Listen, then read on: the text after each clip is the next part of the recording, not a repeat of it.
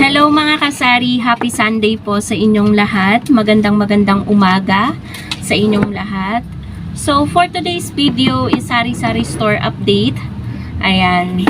Siguro naman guys, alam nyo na yung ating topic for today about sa mga guys, lugi.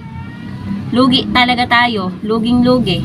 Dahil guys, ayan, bukod sa nagre-arrange tayo ng ating mga delata dyan sa taas. Ayan, kung makikita nyo, parang new look, 'di ba? So, bakit tayo biglang napa-rearrange ng ating mga delata? Kasi guys, tingnan nyo naman yung ginawa ng mga mababait.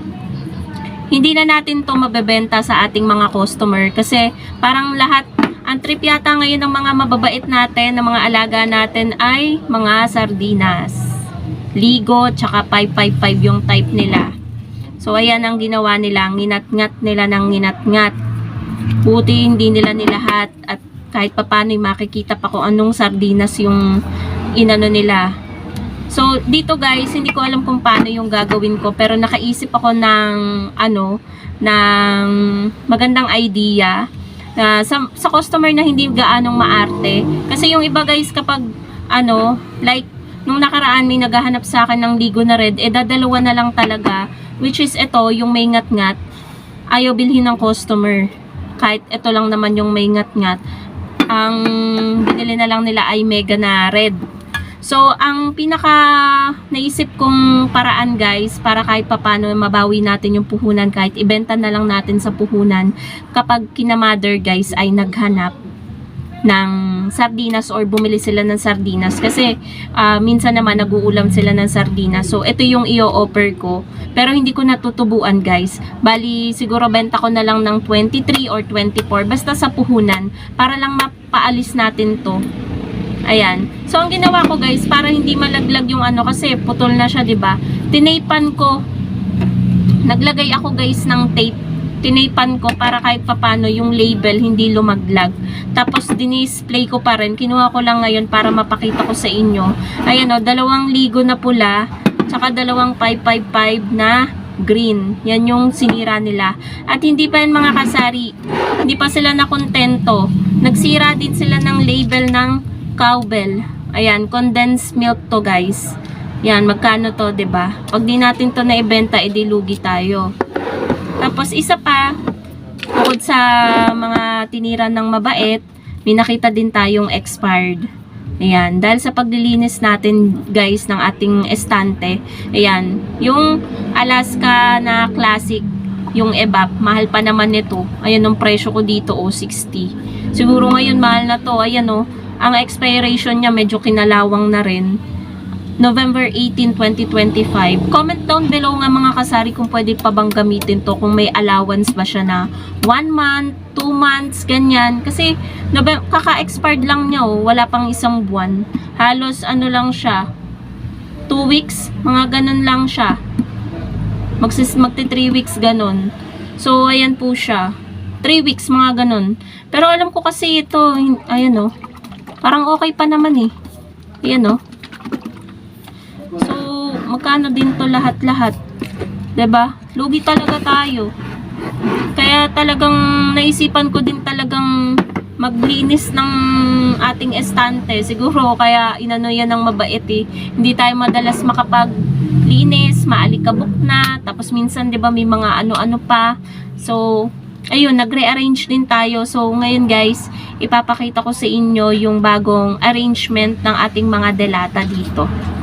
Medyo maayos na guys yung display natin, and then may bago din akong in-order na bagong patungan na maganda talaga siya guys, kaso 3 layer lang kasi ayokong maharangan yung mga display natin na delata, kaya yung in-order ko na bagong patungan is hanggang dito lang siya, hindi aabot dito guys. Pero depende na lang sa pinaka physical kapag nakita na natin at nabuo na natin yung bagong patungan. So may libre din siyang mga hook kasi, parang 15 pieces ng hook.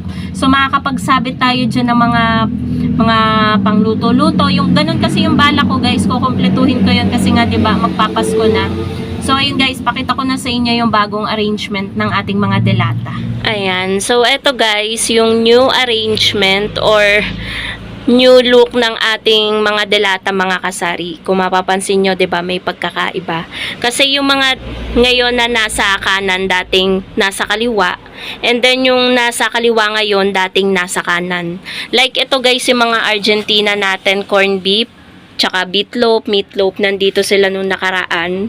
Ngayon naman itong mga wow ulam San Marino, nandito sila dati sa dulo.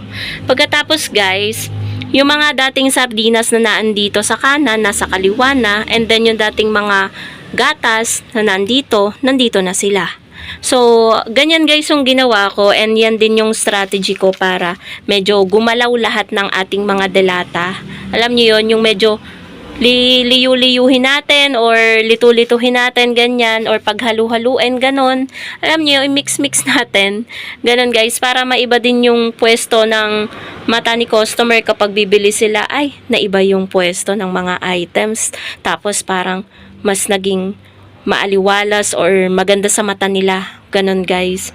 So may mga inayos-ayos din ako dito guys para naman medyo maganda-ganda din tingnan, 'di ba? Tapos 'di ba nung namili kami kahapon, dinagdagan ko din yung mga delata, pero ngayon may mga bakante na rin syempre. Nagbenta tayo ng hapon, tapos ngayon pa, syempre may mga bumibili din ng mga delata. Tapos guys, kaya nakita rin natin nung naglinis tayo ng ating estante, yung mga expired, yung mga nasira ng mga mababait. Ito nga yung mga pinakita ko sa inyo kanina. Ayan. So, nag-isip din tayo ng paraan kung paano natin yan maiaalis kasi hindi pa naman siya expired. Hindi naman madumi yung loob niyan. Talagang sinira lang talaga ng mabait yung pinaka niya, yung papel na nakabalot sa delata. Tapos, ito guys, yan, iniba natin ang pwesto para kahit papano may bagong pwesto yung mga delata natin kasi baka nagsasawa din sila sa pwesto nila. Taon na silang nakadisplay dyan sa pwesto nila dati. So, inayos din natin guys para naman lahat ay makikita ni customer, 'di ba? Para equal, yung pantay-pantay, yung makikita ng customer. Alam niyo ba guys, nagagets ba yung aking sinasabi? So, ibinungad ko yung mga items na hindi gaanong napapansin. Tulad nito guys, itong beef loaf. Dati may naghahanap sa akin yan. Nung bumili ako, nung dinisplay ko na, hindi na hinahanap. Kaya ayan, binungad natin. Para pagsilip ni customer guys, dito tsaka doon, kitang-kita nila guys. Tsaka inalis ko rin yung mga chichirya dito para kapag sumilip naman from there yung customer, makikita pa rin nila yung mga delata natin. So dito ko na lang nilagay guys sa hindi makakaabala sa mga delata. So, ganun guys yung naging strategy ko para din, alam nyo na, makabenta tayo. Ayun guys yung naging paraan ko. Pinaka naging lesson para sa akin guys na kapag nakikita nyo na maalikabok na, ganyan, medyo madumi na yung patungan nyo. Kasi aminin ko mga kasari, hindi tayo palaging nakakapag-pispis ng ating mga patungan, 'di ba? Kasi ang mga mababait pumupunta yan sa area na madidilim, tsaka sa area na madudumi, yung meron silang masisingitan. Kaya ang ginawa ko guys, pagkatanggal ko ng mga delata, nagpispis ako, pinunasan ko, nag-spray ako ng alcohol, lahat inisprayan ko, pati yung bato sa likod. Inisprayan ko din guys, ayan yung bato. Tapos may inispray ako na pang sa aso, yung pangtanggal ng mga kuto-kuto ng aso, inispray ko din dyan, baka ako epekto. Tapos kaninang umaga guys, pagpasok ko, hindi pa ako nakakapag-open ng tindahan, ito agad ang chinek ko. Chinek ko yung mga mahal na gatas, chinek ko yung mga ibang delata na alam kong yung mga nasa dulo, yan agad yung unang mga ngat-ngat. Tsaka ito, mahal kasi ito guys yung corn, nginat-ngat din nila nung nakaraan yung isa, nasa na ba yung isa? Sabi ni partner, na lang guys, ito, hindi ko to napakita sa inyo kanina. Ito, whole corn to. Bumili din kami ng pangpalit kahapon. May bumili lang ulit guys. May bumili ng soft drinks. So, ito ngayon, yung pinalit namin. Papapakin niya na lang daw yung Sinira din guys yung pinaka papel ng mga mababait. Kaya yun guys, ang naging lesson dyan is always din nating i-check yung mga paninda natin. Ayan. Sa sobrang busy kasi natin, mga kasari, hindi na natin magawa minsan, 'di ba, na mag-space. Alam nyo na, ang katinalalamunan ko. So, yun nga. Oh, yun yung naging lesson doon, guys, para hindi tayo malugi. Always nating i-check. Kahit pa man mga delata yan, yung hindi ay agad-agad nabubuksan ng mga mababait. Pero kapag ang tinira naman din ay yung mga label niya, yung mga papel na nakabalot sa kanya, hindi din natin yan maibebenta. Kaya ayun guys, maging observant din tayo. So yun lang naman mga kasari ang ating vlog for today. Thank you so much for watching and happy selling po sa inyong lahat. Bye guys!